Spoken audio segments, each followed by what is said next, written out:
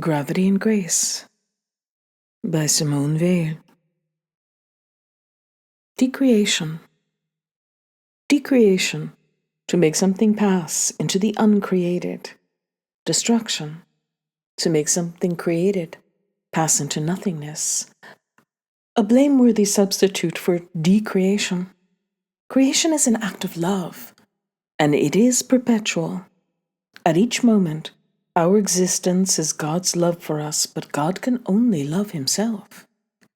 His love for us is love for Himself through us. Thus, He who gives us our being loves in us the acceptance of not being. Our existence is made up only of His waiting for our acceptance not to exist. He is perpetually begging from us that existence which He gives. He gives it to us in order to beg it from us. Relentless necessity, wretchedness, distress, the crushing burden of poverty and of labor, which wears us out. Cruelty, torture, violent death, constraint, disease. All these constitute divine love. It is God who in love withdraws from us so that we can love Him. For if we were exposed to the direct radiance of His love without the protection of space, of time, and of matter, we should be evaporated like water in the sun. There would not be enough I in us to make it possible to surrender the I for love's sake. Necessity is the screen set between God and us, so that we can be. It is for us to pierce through the screen, so that we cease to be. There exists a defugal force. Otherwise, all would be God. An imaginary divinity has been given to man, so that he may strip himself of it, like Christ did of his real divinity. Renunciation. Imitation of God's renunciation in creation. In a sense, God renounces being everything. We should renounce being something. That is our only good. We are like barrels with no bottom to them, so long as we have not understood that we have a base. Elevation and abasement. A woman looking at herself in a mirror and adorning herself does not feel the shame of reducing the self, that infinite being which surveys all things, to a small space. In the same way, every time that we raise the ego, the social ego, the psychological ego, etc., as high as we raise it, we degrade ourselves to an infinite degree by confining ourselves to being no more than that. When the ego is abased, unless energy tends to raise it by desire, we know that we are not that. A very beautiful woman who looks at her reflection in the mirror can very well believe that she is that. An ugly woman knows that she is not that. Everything which is grasped by our natural faculties is hypothetical. It is only supernatural love that establishes anything. Thus, we are co-creators. We participate in the creation of the world by decreating ourselves. We only possess what we renounce. What we do not renounce escapes from us. In this sense, we cannot possess anything whatever unless it passes through God. Catholic Communion. God did not make Himself flesh for us once. Every day, He makes Himself matter in order to give Himself to man and to be consumed by him. Reciprocally, by fatigue, affliction, and death, man is made matter and is consumed by God. How can we refuse this reciprocity? He emptied himself of his divinity. We should empty ourselves of the false divinity with which we were born. Once we have understood we are nothing, the object of all our efforts is to become nothing. It is for this that we suffer with resignation. It is for this that we act. It is for this that we pray. May God grant me to become nothing. Insofar as I become nothing, God loves himself through me. There is a resemblance between the lower and the higher. Hence, slavery is an image of obedience to God, humiliation, an image of humility, physical necessity, an image of the irresistible pressure of grace, the saint's self-abandonment from day to day, an image of the frittering away of time among criminals, prostitutes, etc. On this account, it is necessary to seek out what is lowest, as an image. May that which is low in us go downwards, so that what is high can go upwards. For we are wrong side upward. We are born thus. To establish order is to undo the creature in us. Reversal of the objective and the subjective. Similarly, reversal of the positive and the negative. That is also the meaning of the philosophy of the Upanishads. We are born and live in an inverted fashion. We are born and live in sin, which is an inversion of the hierarchy. The first operation is one of reversal, conversion. Except the seed die. It has to die in order to liberate the energy it bears within it, so that with this energy new forms may be developed. So we have to die in order to liberate a tied-up energy, in order to possess an energy which is free and capable of understanding the true relationship of things. The extreme difficulty which I often experience in carrying out the slightest action is a favor granted to me, for thus, by ordinary actions and without attracting attention, I can cut some of the roots of the tree, however indifferent we may be to the opinion of others. Extraordinary actions contain a stimulus which cannot be separated from them. This stimulus is quite absent from ordinary actions. To find extraordinary difficulty in doing an ordinary action is a favor, which calls for gratitude. We must not ask for the removal of such a difficulty. We must beg for grace to make good use of it. In general, we must not wish for the disappearance of any of our troubles, but grace to transform them. For men of courage, physical sufferings and privations are often a test of endurance and of strength of soul. But there is a better use to be made of them. For me, then, may they not be that. May they rather be a testimony, lived and felt, of human misery. May I endure them in a completely passive manner.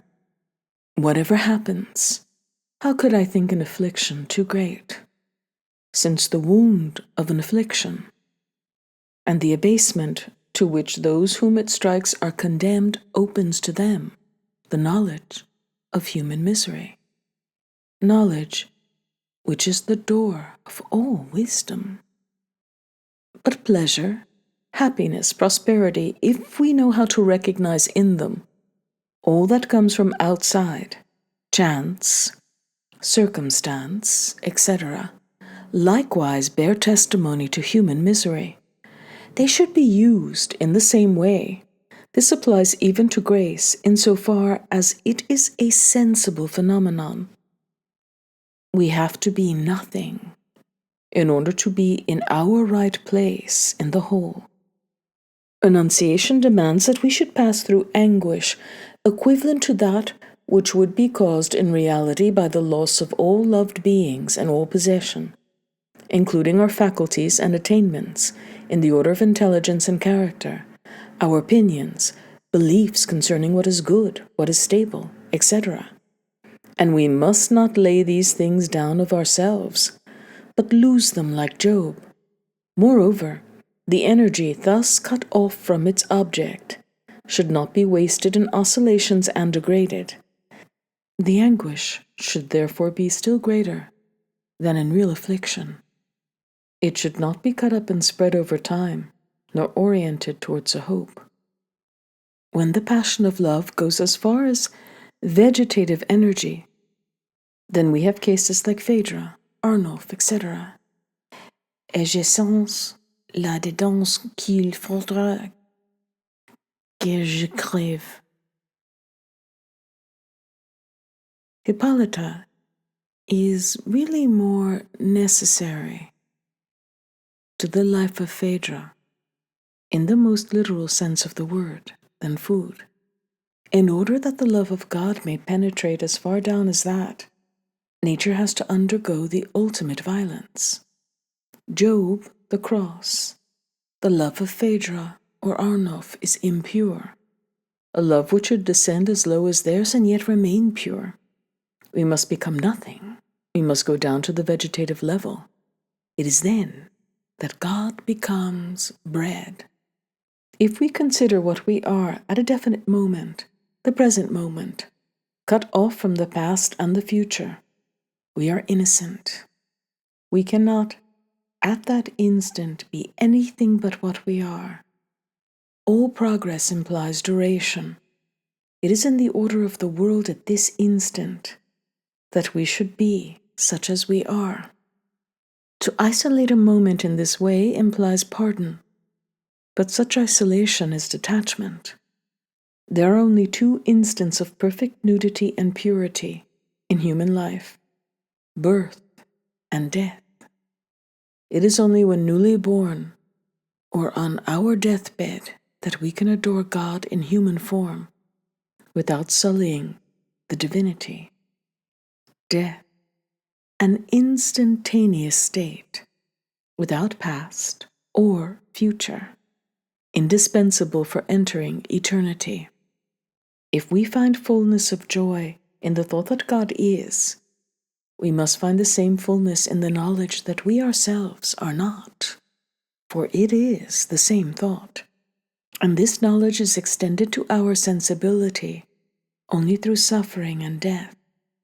Joy within God, perfect and infinite joy, really exists within God. My participation can add nothing to it. My non-participation can take nothing from the reality of this perfect and infinite joy. Of what importance is it, then, whether I am to share in it or not? Of no importance whatever. Those who wish for their salvation do not truly believe in the reality of the joy within God. Belief in immortality is harmful because it is not in our power to conceive of the soul as really incorporeal.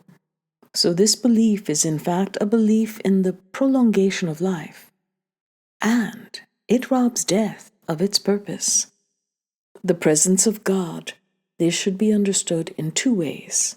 As creator, God is present in everything which exists as soon as it exists. The presence for which God needs the cooperation of the creature is the presence of God, not as creator, but as spirit. The first presence is the presence of creation.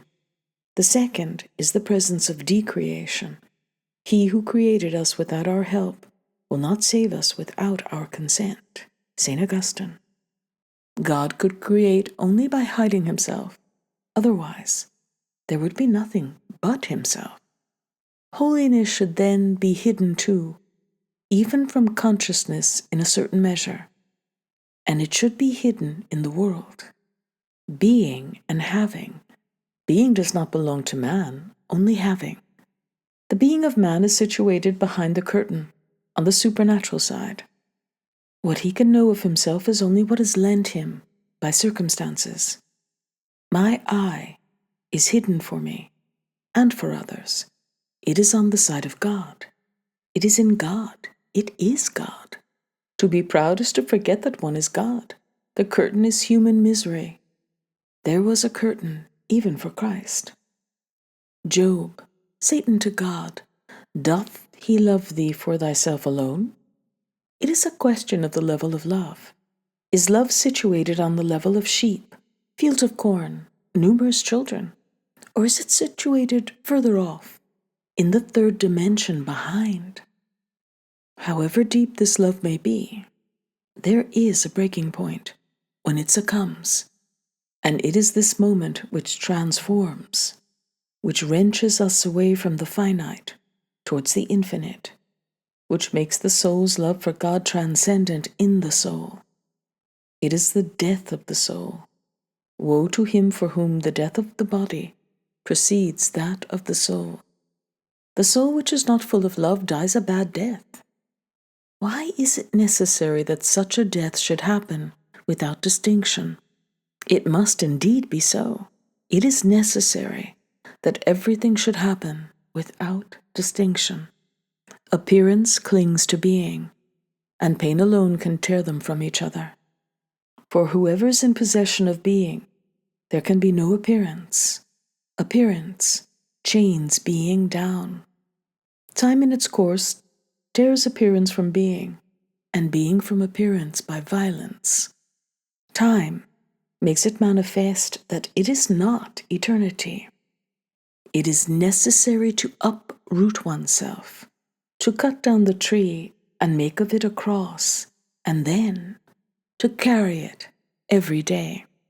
It is necessary not to be myself, still less to be ourselves.